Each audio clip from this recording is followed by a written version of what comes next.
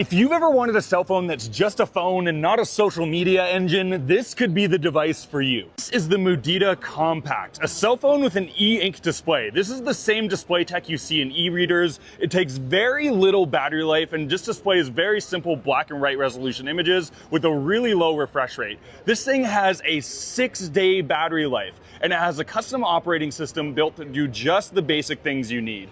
Phone calls, text messages, you have some basic apps like a calculator. You still have access to some basic settings. You can adjust your brightness. You've got a flashlight on the back, but that's it. This thing is built to be a companion device to help you communicate, get the things you need done, and nothing else. This is the biggest anti-brain rot tool I've seen at CES so far, and I kind of love it. Comes in multiple colors, has all the features you'd expect from a basic cell phone, like dual SIM, and even a few really cool custom ones, like the slider on the side here. This turns it into offline plus mode, so even if you don't want to have access to SMS, phone, all of that stuff, if you go into offline plus, it's basically like a super airplane mode to disconnect on a whole nother level. I really like what this thing stands for, and I think it's going to be really popular. It's on the market right now. It's called the Mudita Kompakt. You can look them up there. I might try to pick one of these up for myself because I think this might be nice to disconnect for a few weeks every once in a while.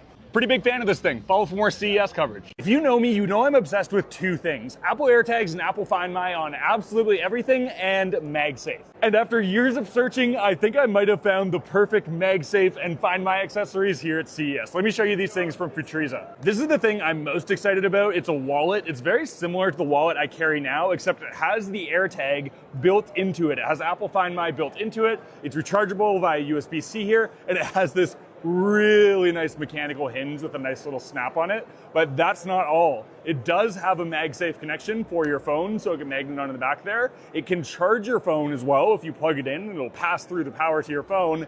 And here's the big one. This is what really sold me on this thing outside of all the other really good features it has.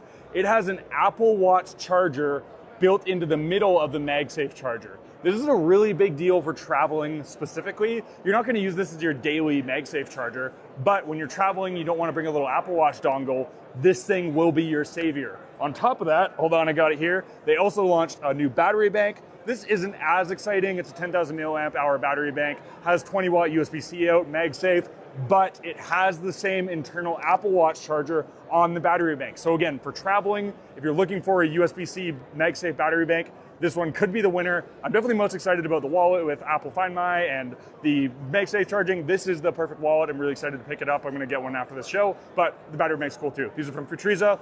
I'm so stoked to finally found my perfect accessories. I hope these work out like I think they will. This tech-filled box kind of looks like a video game, but it could potentially save tens of thousands, maybe even millions of lives. Check this thing out. So what is this thing?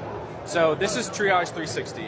Triage is when you have first responders coming into an incident that's either a mass shooter, mass casualty, some sort of incident where you have more patients than you have first responders. And it's an ability to categorize them from most severe to least severe. So we're using this technology to identify of those victims who is the most critical.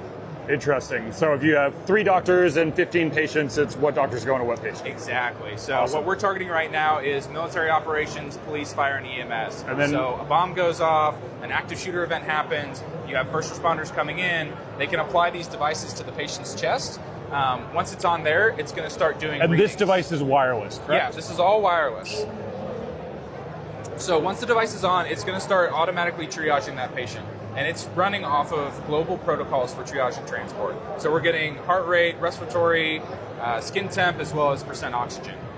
Once we get all of that information in there, the clinician also can come over here and they can swipe over and indicate some additional things. Gotcha. So if I apply a tourniquet, I can hit the tourniquet button, and that's going to set a timer that I can go back and reference to see how long that tourniquet has been applied. And then all of this data, both the live patient data and your inputs, pipes over to this software. And I'm assuming this is where the central medical setup is. It all goes up into the base station, and then it has an algorithm that is pushing all of that information and categorizing your patients from most severe to least severe. And that's going to be dynamic, I assume. So you're working on one patient, all of a sudden the patient heart stops, three down, which normally you probably wouldn't catch if you were doing it manually. Traditionally, right? Your manual evaluation is 10 to 30 seconds on one person. They may not be re-triaged or assessed for an hour, 2 hours, 6 hours. Where this, as soon as heart stops, breathing stops, flashing, and so you may have somebody down here that's green.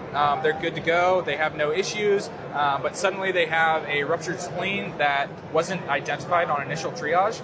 and so suddenly they start bleeding out, going into septic shock or something, they bump up automatically on the algorithm because that monitor is recording them continuously. So Amazing. it's sending information every half second back to the base station.